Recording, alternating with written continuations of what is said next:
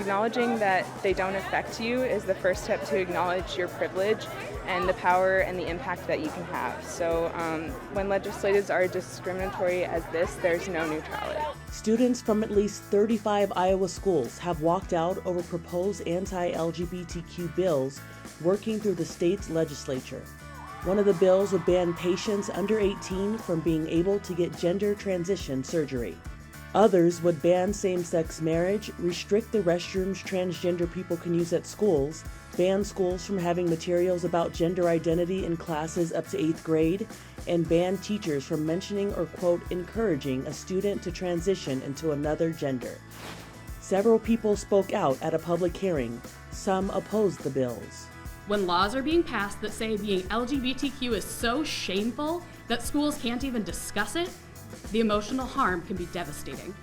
Silencing teachers, counselors, and school staff will cause vulnerable children to be left isolated, unsupported, and afraid. Me and some of my friends got made fun of and called homophobic slurs. One thing that helped me was when my teacher and principal were supportive listeners and took action against these kids.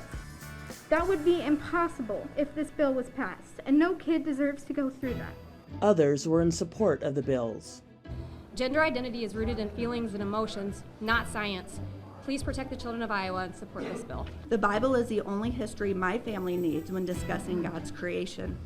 The opposition will try to portray us as being anti-LGBTQ, but that simply is not true. The We Say Gay walkout is being led by Iowa WTF and the Iowa Queer Student Alliance, with the Iowa Queer Student Alliance calling this a, quote, historic moment for our community. This is Inside Edition Digital.